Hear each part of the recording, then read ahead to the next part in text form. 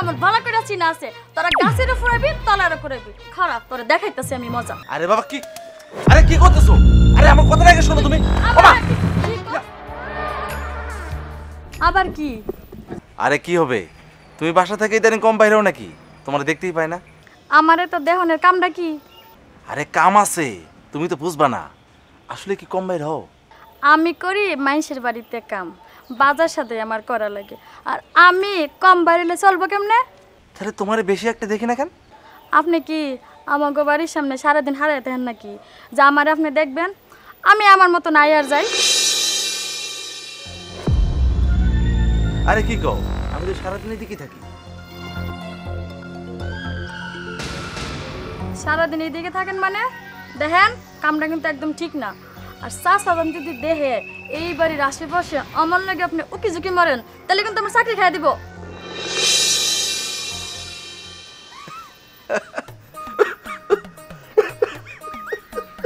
এই হাসির কি আছে আমি আবার হাসির কি কইছি আরে পাগলি হাসি আমি তোমার কথা শুনে আমি তো তোমার জন্য সারাদিন ঘোরাফেরা করি না এদিকে তাইলে আরে বাবা আরেকজন মাইয়া আছে তার লাইগে আমি সারাদিন এদিকে ঘোরাফেরা করি লুচ্চার করে লুচ্চা তুই ভালোবাসার কথা বলাস আমারে আর তুই টাঙ্কি মারস আরেক মায়ের লাগে আরে না না জানটুস তুমি তো বিষয়টা ঠিক বুঝো নাই আমি তো একদম তোর মতো বেড়া কোন আমার ভালো করে চিনা আছে তোরা গাছের উপর আইবি তলার উপর আইবি খারাপ তোরা দেখাইতাছি আমি মজা কি করতেছো জান কি খুঁজতেছো খারাপ কি খুঁজতাছি তোরা সাইজ করার লাগে আমার কাছে একটা যন্ত্র আছে এটা খুঁজতাছি আরে বাবা কি আরে কি করতেছো আরে আমার কথাটা আগে শোনো তুমি আমারে সিলস আমার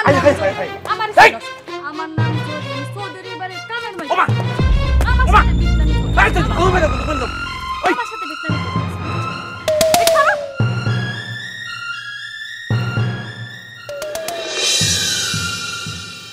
আরাম যাবো তোর টাকাটা তোর থেকে উসুল করো মনে রাখিস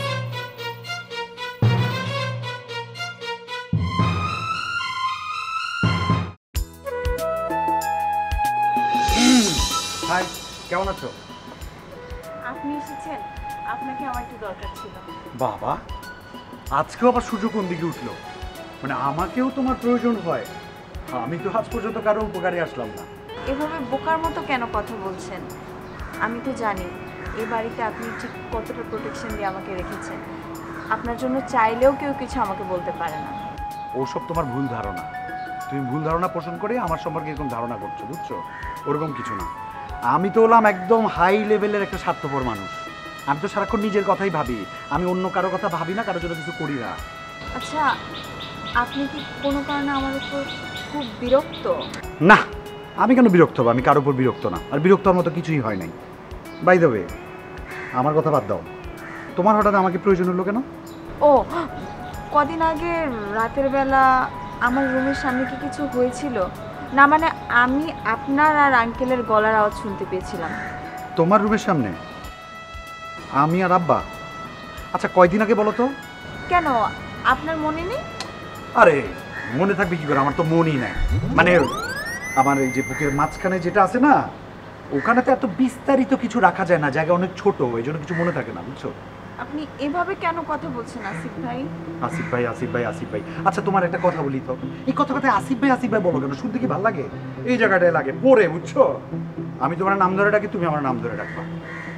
এভাবে কি আর হয় নাকি আপনি আমার কত সিনিয়র আপনি জানেন কত সিনিয়র আমি হ্যাঁ এমন ভাবে কথা বলতেছো যেন আমি আমার বাপের চেয়েও বেশি বয়স আমার হবে না তোমার আমি খুবই হতাশ বুঝছো বাদ আমি নিজেও আমাকে নিয়ে হতাশ আমি এই পর্যন্ত কারোর জীবনে এতটুকু পরিমাণ আনন্দ এনে দিতে পারিনি আর কখনো কোনোদিনও পারবো কিনা সেটাও জানি না এই যে এটা তোমার আরেকটা ভুল ধারণা আসলে তুমি হচ্ছ একটা হতাশাবাদী মেয়ে বুঝছো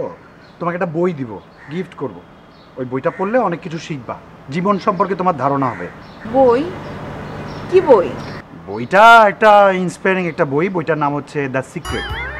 এটার মধ্যে মানুষ যে চাইলেই সব কিছু করতে পারে সেই সম্পর্কে কিছু ধারণা দেয়া আছে উদাহরণ দেয়া আছে কিন্তু এসব ইন্সপিরেশন পড়লে তো হবে না অন্তরের অন্তঃস্থল থেকে সেটা চাইতে হবে কি পারবা আমি কি পারবো পারিব না এই কথাটি বলিও না, আর কেন পারিবে না তাহা ভাবো শতবার। আপনি কিন্তু ভারী মজার মানুষ।